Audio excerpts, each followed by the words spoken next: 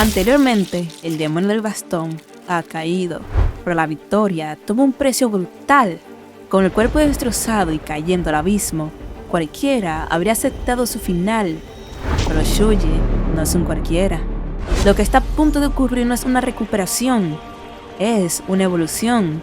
Los enemigos que he enfrentado hasta ahora no eran más que el calentamiento. Ahora, con un nuevo poder corriendo por sus venas, su mirada ya no está en los bandidos, sino en la cima del mundo marcial.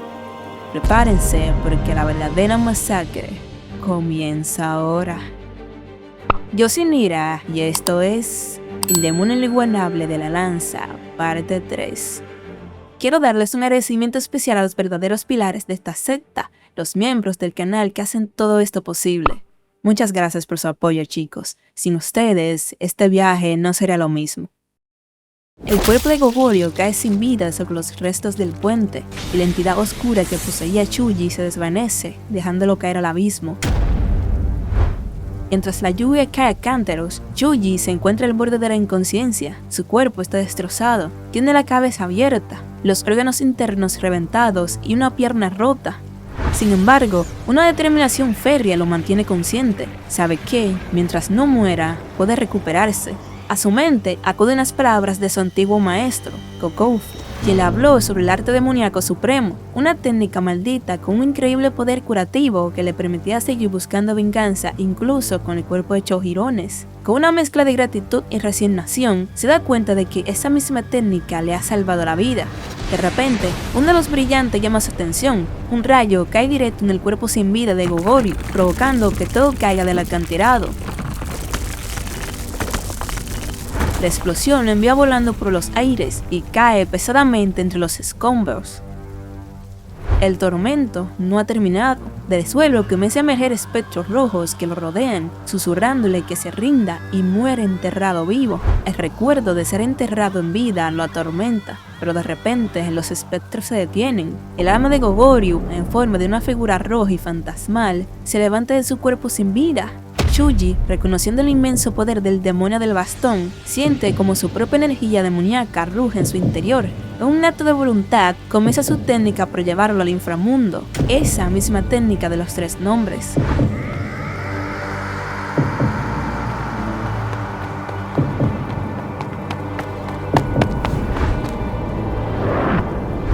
El espíritu de Goguryeo se resiste con una fuerza increíble, pero Shuji, con una determinación inquebrantable, logra someterlo y llevarlo al inframundo.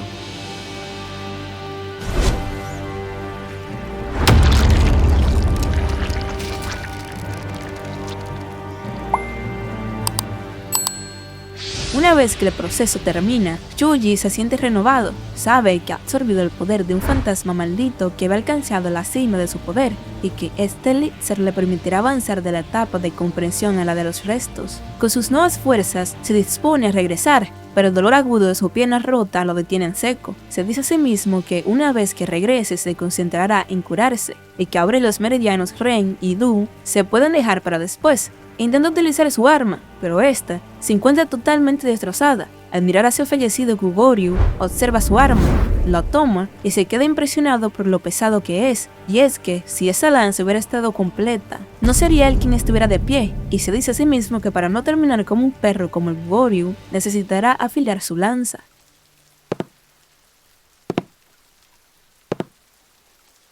Más tarde en la ciudad, Shuji apenas puede mantenerse de pie. Su cuerpo, a pesar de haber absorbido el poder de los demonios supremos, aún no se ha recuperado por completo. Es la primera vez desde que regresó al pasado que se siente tan vulnerable. Puso todo lo que tenía en esa pelea, y ahora, cada gota de lluvia se siente como una aguja atravesando su cuerpo. El peso del bastón de Goguryeo y de la bolsa con el dinero se vuelve insoportable.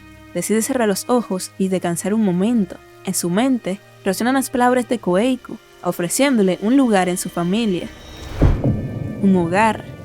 La idea le arranca una sonrisa amarga. Un lugar así, piensa, no es para él. Cojeando y dejando un rastro de sangre tras de sí, se adentra en las calles lluviosas de la ciudad.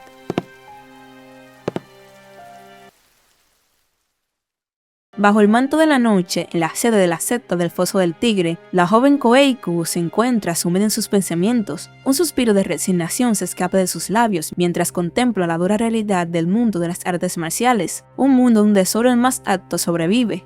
Recuerda las palabras de su padre, quien siempre le enseñó que solo los fuertes pueden mantener sus principios y creencias hasta el final, y aunque su padre ha logrado mantenerse firme, ella ha encontrado su propio camino para demostrar su valía. Sobre su escrito reposa una carta de aceptación de la Academia de Anshan, una prestigiosa institución dirigida por la Alianza Murin, donde los jóvenes más prometedores se enfrentan para convertirse en los futuros líderes del Kango. Un suspiro de alivio se mezcla con su preocupación. Presentó el examen en secreto y, para su sorpresa, fue aceptada. Su plan era graduarse y usar su experiencia para engrandecer a su familia y a su secta. Sin embargo, un obstáculo monumental se interpone en su camino: la exorbitante matrícula. El recuerdo del dinero que el demonio del bastón les arrebató le viene a la mente. Con un gesto de frustración, aparta ese pensamiento. Lo importante es que la gente de su secta está a salvo. No hay lugar para los arrepentimientos. Abrumada por la situación, decide salir a tomar un poco de aire fresco, esperando que eso le ayude a despejar la mente. Pero la noche le tiene preparada una sorpresa. Una lluvia torrencial le recibe al salir y su frustración no hace más que aumentar. Se lamenta de que incluso el clima parezca estar en su contra. El estruendo de un trueno asusta a su caballo, Bon, quien se encabrita con violencia. Eiku, al límite de su paciencia, se pregunta en voz alta si acaso su caballo es el único que está de buen humor. Justo en ese momento, un chapoteo cercano llama su atención. Intrigada, le pide a Bon que espere y se dirige hacia el origen del sonido. Lo que encuentra la deja sin aliento. Un charco de sangre se extiende por el suelo, tiñendo de rojo el lago de la lluvia. Se pregunta quién podría haber sangrado tanto. Siguiendo el rastro, sus ojos se posan sobre una figura solitaria que se yergue en medio de la tormenta. Envuelto en una aura siniestra, un relámpago ilumina la escena revelando a esta figura tenebrosa. Eiku, paralizada por el asombro y el miedo, le pregunta si es una persona o un fantasma. Chuji, con una voz apenas audible, le responde que ésta le comprobé. Su respuesta, lejos de calmarla, la convence de que está enfrente de un espectro. Sin decir una palabra más, el joven comienza a alejarse. Eiko, recuperándose del shock inicial, lo llama y le pide que espere. Y deja caer una pequeña bolsa a sus pies. Le explica que es un ungüento para heridas, nada caro, pero que debería usarlo si lo necesita. La joven le confiesa que, aunque no sabe lo que ha sucedido y no puede involucrarse en las disputas del mundo marcial, no puede ignorar a alguien que claramente necesita ayuda. Le dice que, si no lo quiere, puede simplemente tirarlo y marcharse. Chuji, en silencio, recoge la bolsa, pero entonces, para sorpresa de Eiku, deja caer a sus pies el gran saco ensangrentado que llevaba en el hombro. Ella, desconcertada, le pregunta qué es. Él, con indiferencia, le responde que lo ponga sobre el caballo y continúe su camino. Eiko lo llama de nuevo, pero él no se detiene. Su mirada se fija en el saco. Por su tamaño y el inconfundible olor a sangre, el peor de los pensamientos cruza su mente. ¿Podría ser una cabeza? La imagen de Goryu siendo decapitado la aterroriza. Piensa que debería revisarlo e informar a las autoridades, pero al acercarse, un brillo dorado llama su atención. Con manos temblorosas abre el saco y lo que encuentra la deja sin palabras. Los fondos de la secta del Foso del Tigre, el dinero que el demonio del bastón les había robado. Con la mirada fija en la figura de Chuji que se alejaba en la distancia, una pregunta resuena en su mente: ¿cómo lo consiguió? Y, sobre todo, ¿quién es él en realidad? Bajo la incesante lluvia, Koeiku observa atónita el saco a sus pies. Es el dinero que el demonio tirano les había robado, los fondos de la secta del Foso del Tigre. La sorpresa se apodera de ella. Se pregunta ¿por qué le haría algo así? Levanta la vista y lo llama, pidiéndole que espere, pero él ya se ha alejado. Mientras corre tras él, una extraña sensación le invade. El sonido de sus pasos, pesados y arrastrados, le transmite un profundo cansancio, una soledad abrumadora y un dolor que no puede comprender. La imagen de aquel joven tan enigmático y herido la conmueve hasta las lágrimas. Se pregunta ¿quién es él en realidad? Nuestro prota ha utilizado todas sus fuerzas para saltar al establo. Justo cuando cae al otro lado, una voz familiar grita el nombre de Chuji. Es Wutuyen, el encargado del establo. corriendo desesperadamente hacia él con un paquete de comida en la mano. Chuji, apenas consciente, siente una punzada de molestia al verlo. No está en condiciones de lidiar con sus payasadas. Woo-Tujin, con el rostro desencajado por la preocupación, le pregunta dónde ha estado, lamentando que la carne y los pasteles de arroz que le había guardado se hayan enfriado. Al ver el estado lamentable de Chuji, su preocupación se convierte en pánico. Le pregunta qué le ha pasado, quién le ha hecho eso. Su compañero, malinterpretando la situación, jura vengar a su hermanito, declarando la guerra a la banda que se atrevió a hacerle daño. Pero la voz débil de Chuji lo interrumpe, le ordena que se calle y le traiga una lista de ingredientes que debe conseguir de la capitana Chu. Mientras recita la larga lista de hierbas medicinales, Woo-Tujin lo escucha con creciente pánico. Le dice que es demasiado, que no puede conseguir todo eso en ese momento. Chuji, con la poca fuerza que le queda, le repite que se los pide a la capitana Chu Eika. La idea de pedirle tal favor a la capitana aterroriza a Woo-Tujin, quien grita que está loco, pero Chuji le asegura que si le dice que es una petición suya, ella se los dará. Ante la evidente cobardía de Woo-Tujin, quien admite que ni siquiera se atrevería a golpear a la capitana, Chuji le da una última instrucción, que le diga que se lo envíe al ayudante. Le asegura que ella lo entenderá. Resignado, acepta la misión, diciendo que le dirá que se lo pidió el chico del establo. Una vez a solas, Chuji se sienta en posición de loto. Su cuerpo se envuelve en una intensa energía demoníaca roja. Sabe que su título demoníaco se encuentra en la 10ª etapa de comprensión y que, frente a él, se alza una puerta imponente. Para abrirle y alcanzar la siguiente etapa, la del templado, necesita desbloquear sus meridianos Ren y Du, drenar la sangre de su cuerpo y llenarlo con un elixir espiritual. La batalla contra el demonio tirano, aunque peligrosa, había abierto por completo los puntos de acupuntura, creando la oportunidad perfecta. Y el elixir que le falta, decide, lo reemplazará con el título demoníaco que le arrebató su enemigo. Con un grito de dolor, concentra la energía del demonio tirano en su mano y la aplasta, absorbiendo su poder. La energía fluye a través de él en un torbellino carmesí, un proceso agónico pero necesario. En ese instante aparece Woo-Tujin con los ingredientes, preguntándole si conocía a la capitana de antes. Vemos la conversación que tuvo con ella, que se encontraba preocupada, pero decidió no ir a buscarlo confiando en que alguien como nuestro prota tuviera un plan y que la iría a buscar personalmente si fuera necesario. Chuji inmediatamente le dice a Woo-Tujin que se mantenga tranquilo, coge los ingredientes y le ordena que no deje entrar a nadie a ese cuarto, y si cualquier cosa sucede, que le avise a la capitana Chu.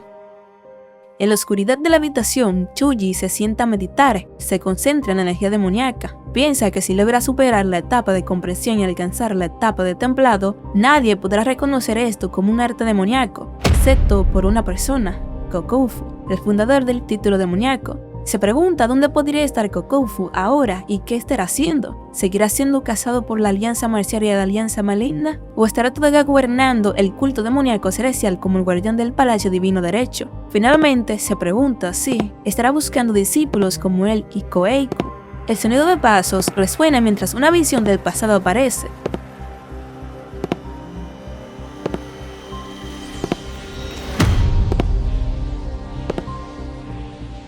Una figura camina en la oscuridad rodeada de energía roja. En este recuerdo le pregunta si se va. Con un toque de tristeza, pregunta si realmente es así y se despide llamándolo hermano. Y Chuji también le desea que se cuide bien. La visión se desvanece. El Chuji colapsa en el suelo, preguntándose si tuvo éxito. Al despertar, se levanta y nota que, al parecer, el tipo gordo vigiló la puerta. Sale y ve a Woo-Tujin dormido en el suelo. Tras una pausa y oler el hedor de Chuji, Woo-Tujin tose violentamente. Le pregunta a Chuji si está bien y qué es ese olor, pero él ya no está. Se encuentra en un tejado bajo el cielo nocturno. Ha alcanzado la primera etapa de templado, también conocida como la etapa de pico maduro mencionado por los clanes marciales. Piensa que, ahora que las preparaciones están completas, es hora de la siguiente fase. Su mirada se fija en la distancia. Su objetivo es el clan Black Dao. Este es un tercer objetivo de venganza, que el gobernante de la provincia de Anhui y la cima de las 5 grandes familias, el clan Nangun. Bajo una lluvia incesante, en la sede de la secta Hoyun, el líder Kogenan y su esposa conversaban con semblante preocupado. Acababan de recibir una invitación de la familia Nangun para el gran banquete, que se celebraría antes de lo habitual ese año. La madre no podía entender por qué una secta tan poderosa invitaría a un clan menor como el suyo a una reunión de las grandes sectas ortodoxas de Anhui. Kogenan le explicó la sombría razón. La familia Yo, que representaba a Waraeyon, había desaparecido misteriosamente. Por cierto, este es el nombre de la familia Zhao. Fue que se lo cambiaron, no sé por qué. Ellos habían sido elegidos como sus reemplazos. A pesar de ser inocentes de lo ocurrido, su esposa temía que no fueran recibidos con amabilidad, un sentimiento que él compartía. En el mundo de las artes marciales, razonaba el líder, solo importaba la lógica del poder, y los débiles estaban condenados a sufrir injusticias. Frente a la inmensa montaña que representaba la familia Nangun, ellos no eran más que una pequeña colina. Intentando aligerar el ambiente, su esposa le recordó una noticia que había escuchado. La aclamada hija de la familia Nangun, conocida como la Flor de la Espada, Lady Nangun Yul, regresaría de la prestigiosa academia de Onshen. Kogena reconoció el nombre al instante. Se rumoreaba que el verdadero propósito del banquete era exhibir a la joven heredera, una oportunidad para que su familia presumiera de su talento. Al líder de la secta Hoyun, la idea le pareció casi reconfortante. Admitió que podría escuchar a un padre alardear de su hija durante todo el día. Con un renovado orgullo afirmó que su propia hija no era en absoluto inferior a la dama Nanyun. Aunque su esposa le reprendió por tal atrevimiento, él insistió en que era la verdad.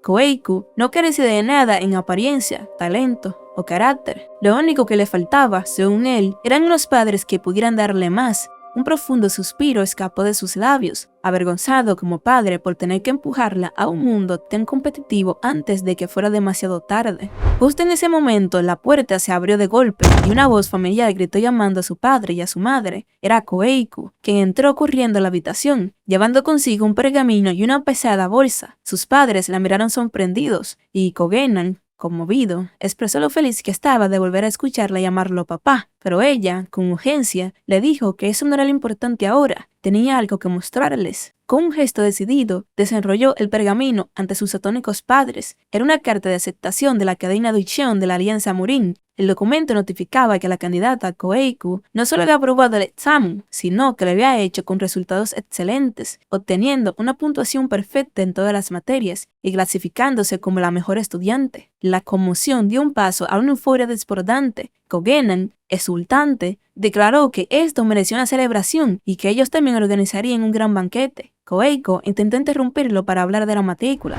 pero su padre desestimó su preocupación al instante. Con una determinación inquebrantable, le aseguró que conseguiría el dinero, incluso si tuviera que vender los pilares de la secta. Su madre secundó la promesa, diciéndole que solo se concentrara en estudiar. Pero Koeiku negó con la cabeza, dejando caer la pesada bolsa al suelo. Les dijo a sus padres que ya no tenía que preocuparse por nada. El saco se abrió, revelando el brillo del oro y la plata que contenía, el dinero que el demonio del bastón les había robado. Con una serena satisfacción, Koeiku anunció que lo había traído todo de vuelta.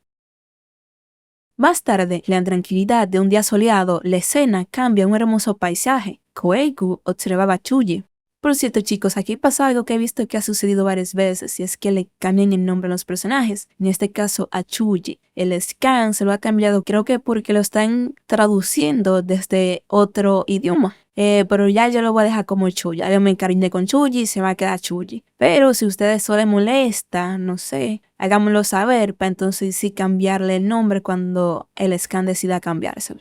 Mientras él preparaba un pequeño incienso, ella reflexionaba en silencio, pensando que era extraño, pero desde que Chuji había llegado, las cosas no habían hecho más que mejorar. Se había convertido en su pequeño amuleto de la suerte. Acercándose, le preguntó dónde había estado, ya que no lo había visto últimamente, notando que algo en él había cambiado en los últimos días. Chuji permaneció en silencio, perdida en sus pensamientos, lo que provocó la impaciencia de Koeiku. Con un ligero golpe en la cabeza, le exigió que respondiera. Él, con su calma habitual, simplemente respondió que había estado pensando en una cosa y otra. Luego, reveló el verdadero foco de sus pensamientos. Estaba ideando una forma de arruinar la familia Nangun. Un oscuro recuerdo de su vida pasada inundó su mente. Rememoró una conversación con la Koeiku de entonces, en la que se enteró de la verdad. Un anciano de la familia Nangun había conspirado con la familia Yo y la secta del Dao Negro para encubrir la brutal persecución que sufrió la secta Hoyun. La familia Nangun, una superpotencia con autonomía reconocida en Anhui, tenía el deber de mantener el orden, pero dentro de ella existían facciones corruptas. Estos grupos hacían la vista gorda a las conspiraciones de las facciones inferiores a cambio de sobornos. El anciano en cuestión, cuyo nombre estaba en la lista de los objetivos de Koeiku, fue uno de los muchos perseguidores que lo apuñalaron en su vida anterior.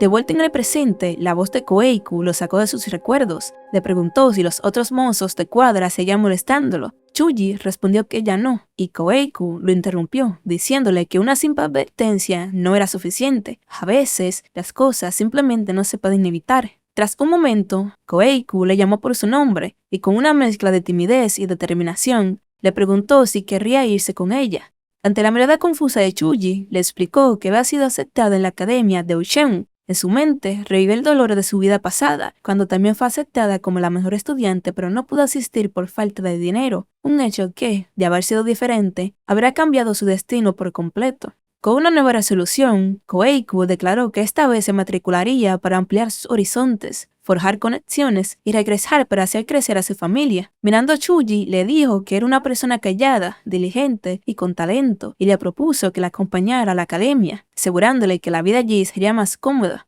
Una leve sonrisa se dibujó en el rostro de Chuji. Pensó en el sueño que ya no pudo cumplir en su vida pasada. Estaba decidido a que, una vez que todo terminara, ella pudiera lograrlo por sí misma. Cuando Koeiku insistió en una respuesta, él contestó de forma evasiva, diciendo que dependería de la situación. Molesta por su actitud, ella lo acusó de hacerse el difícil, pero decidió tomar su respuesta como un sí por el momento. Le advirtió que la academia estaba lejos, así que debía arreglar cualquier asunto pendiente con antelación, y le preguntó si por casualidad tenía alguna deuda. Con una calma inquietante, Chuji respondió que, en efecto, tenía algunas deudas por cobrar. La revelación sorprendió a Koeiku, quien, con una energía renovada, lo instó a encargarse de ellas y a cobrar hasta el último céntimo que le debían. En su fervor, incluso se ofreció a ir a cobrarlas por él. Chuji la observó en silencio, mientras sus propios pensamientos se oscurecían. Una deuda, se dijo a sí mismo, debe ser cobrada sin importar el qué.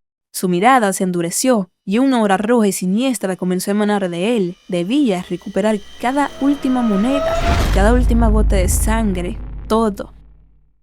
El sol brillaba sobre la imponente y majestuosa finca de la familia Nangun. En los extensos patios, pétalos de cerezo flotaban en el aire, creando una escena de serena belleza. Una gran comitiva que transportaba enormes carros cubiertos por lonas blancas se abría paso hacia la entrada principal. Al llegar, fueron recibidos por Chueika, la capitana de la escolta. Con una respetuosa inclinación, dio la bienvenida al líder de la secta, Kogenan, y a su hija, Koeiku, reconociendo el largo viaje que habían emprendido. Kogenan, a su vez, le agradeció su arduo trabajo, gracias al cual habían tenido un viaje tranquilo y cómodo. Con las formalidades concluidas, el grupo se dispuso a entrar. Los mozos de cuadra, liderados por Butuyin, se quedaron boquiabiertos. La grandeza de la mansión Nangun los dejó sin palabras. Era inmensa, hermosa y desbordaba opulencia. Se dieron cuenta de que todos a su alrededor, desde los guerreros hasta las sirvientas, poseían una belleza y un porte extraordinarios. Uno de ellos comentó que los rumores eran ciertos. La familia Nangun seleccionaba incluso a su personal por su apariencia. Sintiéndose cohibidos, Butuyin intentó infundir algo de valor en sus hombres, declarando con falsa confianza que no debían dejarse intimidar, pues ellos también eran bien parecidos. Sin embargo, su atención fue capturada por una escena cercana. Un grupo de doncellas rodeaban a Chuji, cautivadas por su presencia. Lo elogiaban, llamándolo apuesto, admirando sus brazos fuertes y preguntándole de dónde venía y cuántos años tenía. Una de ellas incluso se ofreció a secarle el sudor de la frente. Chuji, visiblemente irritado por la atención no deseada, en su mente solo resonaba una palabra: molesto. Butuyin y sus compañeros observaban la escena con indignación, calificándolo de borde y de maleducado. Uno de ellos le recordó a Butuyin que habían acordado tratarlo bien. A regañadientes, Butuyin admitió que era cierto, pero que no podía evitarlo. En ese instante, Chuji los vio. Con un movimiento rápido y certero, se transportó, agarró el desprevenido Butuyin y lo arrojó directamente hacia el enjambre de mujeres, mientras el encargado de los establos caía en medio del grupo. Chuji le informó fríamente que le dejaba el resto a él. Sin mirar atrás, se alejó de la escena, dejando a Butuyin completamente desconcertado. Las doncellas, al darse cuenta de que el apuesto joven se había marchado, se giraron molestas hacia Butuyin, preguntándole a dónde había ido.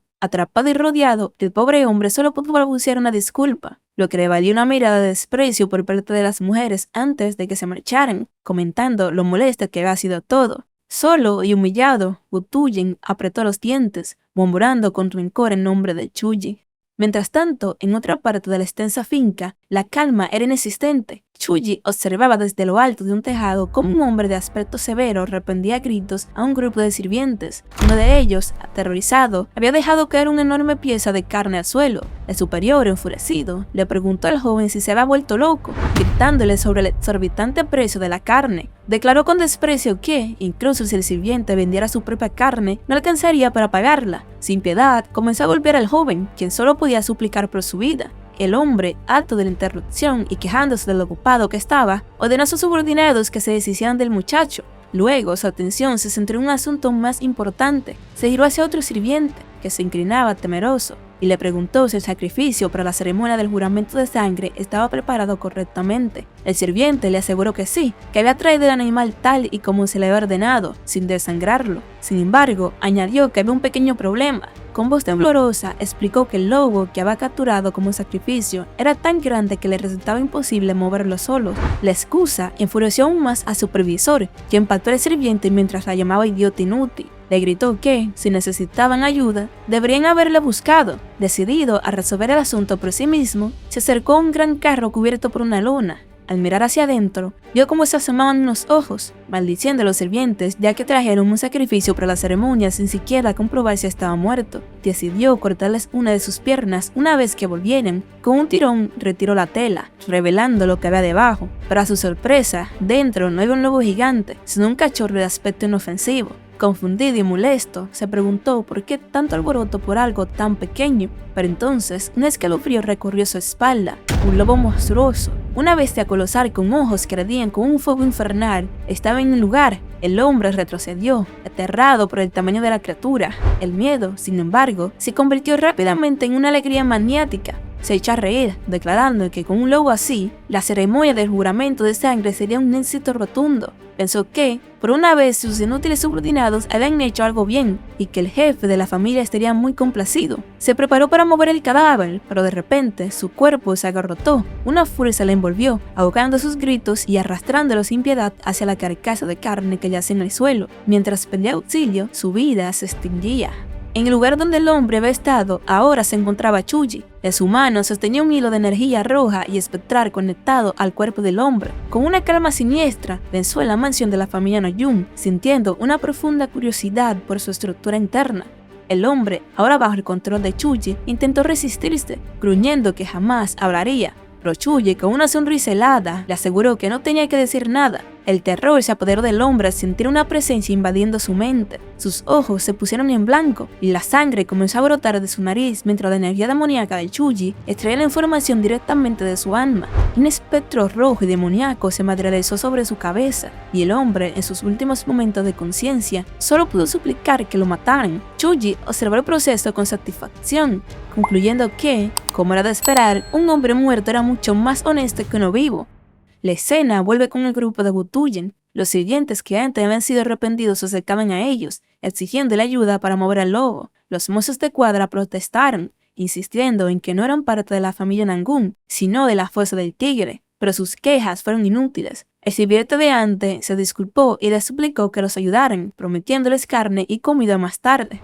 Obligados a cooperar, se preguntaron a dónde había ido el guerrero que los mandaba. Sin tiempo que perder, los chicos intentaron moverse antes de meterse en más problemas. Con gran esfuerzo, el grupo de hombres intentaba levantar al lobo encadenado. Uno de ellos se quejaba, preguntándose por qué tenía que estar haciendo eso. Otro, a su lado, le recordó que mantuviera la promesa de las 4 raciones de carne en mente. De repente, una feroz energía emanó de la jaula. Dentro del lobo había algo más. El gran banquete de la mansión Nangun estaba en pleno apogeo. Las mesas rebosaban de manjares exquisitos y el murmullo de las conversaciones llenaba el aire, salpicado por los vítores y las risas de los invitados. Pero en un balcón, observando la celebración desde la distancia, 2 figuras contrastaban con la alegría general. Un anciano de barba blanca y larga, con una magnífica espada apoyada en su lado, suspiró con un aburrimiento que parecía pasarle más que los años. Era Nangun Chen, el legendario rey de la espada y el antiguo líder de la familia Nangun. A su lado se encontraba su hijo, Nangun Pa, el actual cabeza de la familia, cuyo rostro reflejaba una profunda preocupación. Nangun Pa le señaló a su padre la inestable situación de Anui tras la aniquilación de la familia Hou, sugiriendo que una aparición pública del rey de la espada podría restaurar la calma. El anciano, sin embargo, desestimó la idea con fastidio, cansado de escuchar siempre la misma historia. Su hijo insistió, recordándole que la familia Hou era, a fin de cuentas, una rama colateral de su propio linaje, liderada por Yo Yan-ha, un pariente lejano de uno de los ancianos más prominentes del consejo, Nangun Paesian. El rey de la espada admitió que lo sabía y que recordaba vagamente a Yo Hanja como un joven brillante, pero Nangun Pa, con semblante sombrío, reveló la cruda verdad. Ahora el mundo sabía que ese mismo joven había conspirado con la secta del Camino Negro, manchando el honor de la familia Nangun. Con una convicción férrea, declaró que ellos, como pilar de la rectitud, no tenían nada de qué avergonzarse. Su padre, sin embargo, estalló en un bostezo teatral. Le restó importancia al asunto, preguntándose qué más daba que unos cuantos débiles murieran luchando entre sí, y acusó a su hijo de preocuparse siempre por trivialidades. Le recordó que no hacía mucho, él mismo había estado furioso durante días solo por haber perdido una pelea de grillos. Pero Nangun Pa preguntó cómo podía comparar a la familia Ho con unos simples insectos. La tensa conversación fue interrumpida por una voz femenina. Era Nangun Yul, la hija de Nangun Pa. Con una reverencia les recordó a su padre y a su abuelo que ya casi era hora de entrar al salón del banquete. La presencia de su hija transformó por completo el humor de Nangun Pa. Con una hermosa sonrisa, exclamó lo mucho que había crecido, y sin perder tiempo, su abuelo le preguntó si había encontrado algún pretendiente decente en la academia. Pa, molesto, le espetó que por qué pensaba que ya tenía edad para hablar de matrimonio. Su abuelo, el rey de la espada, intervino llamándolo ruidoso a su hijo. Yul, sin embargo, se alineó con su abuelo, afirmando que debía casarse pronto para convertirse en un activo para la familia. Y Pa le dijo que pensar en ello tan pronto era un poco precipitado. Horrorizado ante la idea, Nangun Pa le preguntó si acaso estaba viendo a alguien en secreto. Ella lo negó rotundamente. Le insistió en que solo se estaba preparando con antelación, ya que la situación cambiaría una vez se graduara. Su abuelo le aconsejó con sorna que, si buscaba un marido, mirara más allá de los hombres sosos y aburridos de la región. Enfurecido, Nangun Pa declaró que él, y solo él, elegiría a la esposa de su hija, a lo que el anciano le respondió con desdén que, seguramente, le encontraría a otro aburrido convencional. Cambiando de tema, su padre le recordó que la ceremonia del juramento de sangre se celebraría pronto, algo que ella ya sabía. Este antiguo ritual consistía en desangrar el cuello de una bestia feroz sobre una bandeja de cobre para que luego los aliados bebieran la sangre en señal de unión. Nangun Pa le explicó a su hija que su deber, como el error más importante del evento, era usar una espada sagrada de la familia para realizar el corte. Yul, con solemnidad, prometió que haría todo lo posible para enaltecer el prestigio de su familia. Mientras se disponía a unirse al banquete, la mirada de Nangun Pa se detuvo en alguien entre la multitud, murmurando para sí mismo. Reconoció a una mujer y pidiéndole a su padre que se adelantara, se dirigió hacia ella, pero antes de irse se detuvo y llamó a su hija. Con una intensidad repentina le habló de su espada, advirtiéndole con severidad que no debía permitir que nadie se la quitara, una advertencia que dejó a Yul sumida en la confusión. Mientras tanto, en una de las mesas del banquete, la conversación giraba en torno a los nuevos invitados. Un hombre comentó que la secta del Foso del Tigre había sido invitada en lugar de la familia Ho. Otro especuló que quizás ellos habían sido los responsables de eliminar a la familia Ho y a la secta del Lao Negro, pero descartó la idea al verlos en persona. Un tercer hombre se burló de la sugerencia, recordando al resto que la secta de la Fosa del Tigre no tenía ni el dinero ni el poder para llevar a cabo tal hazaña. Al oír estas palabras, Kogenan, líder de la secta, apretó el puño con impotencia, y su hija, Koeiku, notó su angustia. De repente, una voz gélida y burlona interrumpió el murmullo. Un hombre de aspecto siniestro preguntó por qué todos parecían tan sombríos, y si acaso no estaban contentos con los términos del juramento que él mismo se había esforzado en crear. Los líderes de las otras sectas se apresuraron a saludarlo como anciano, asegurándole que se sentían seguros bajo la protección de la familia Nangun. Era Nangun Paesian, anciano del Palacio del Fuego. Se reveló entonces el contenido del juramento. Todas las organizaciones justas se sometería a la familia Nangun, la cual compartiría parte de sus artes secretas con ellos, a cambio de una considerable cuota de protección trimestral. Mientras algunos susurraban llamando al anciano zorro y codicioso, otros veían la oportunidad de aprender las legendarias artes de los Nangun como un sueño hecho realidad. Paesian, sin saber de los murmullos, posó su mirada en Kogenan y con un tono condescendiente lo identificó como el líder de la secta de la Fosa del Tigre. Kogenan, nervioso, lo saludó, diciendo que era un honor. El anciano se rió, diciendo que se verían a menudo, y luego mencionó con falsa compasión el desafortunado destino de la familia Ho. Kogenan se apresuró a negar cualquier conexión con lo sucedido. Paesian, con una sonrisa helada, le aseguró que nunca la había insinuado. Una luminosa energía azul comenzó a emanar de él mientras se inclinaba hacia Kogenan, diciéndole que le había invitado precisamente porque confiaba en él. Le explicó que el juramento de sangre sería una gran oportunidad para su secta, ya que con las artes secretas de los Nangun podrían crecer y pagar las cuotas de protección sin problemas. Luego, su mirada se posó en Koeiku. Mencionó que, ya que su compromiso con la familia Ho se había cancelado, tenía una nueva propuesta para ella. En lugar de ser la esposa de alguien, podría convertirse en su concubina. Añadió con desprecios que muchas jóvenes preferían ser la amante de un hombre mayor e influyente que la esposa de un joven incompetente. Koeiku se quedó paralizada, la humillación y el asco reflejada en su rostro. La mano de Paeseon, envuelta en energía azul, se extendió hacia ella. Justo en ese instante, una voz atronadora resonó en el salón, preguntando qué estaba haciendo. Era Nangunpa, quien había aparecido de la nada, interponiéndose entre el anciano y la joven, su propia aura azul brillando con furia. Paesan retiró la mano, chasqueando la lengua y llamando a Nangunpa un aguafiestas. Intentó restarle importancia, afirmando que solo estaba intercambiando unas palabras con un rostro familiar, pero el líder de la familia, con una autoridad inquebrantable, respetó que él sería quien juzgaría la importancia del asunto y le exigió una explicación. El anciano soltó una carcajada, diciendo que el líder parecía tenso justo antes del gran evento y que simplemente estaba ofreciendo consejo a la joven que tenía dudas sobre el juramento. Presionado, Kogenan solo pudo confirmar su versión. Paesan se despidió con una sonrisa, asegurando que no había nada de qué preocuparse, pero no sin antes lanzar una última advertencia velada a Kogenan,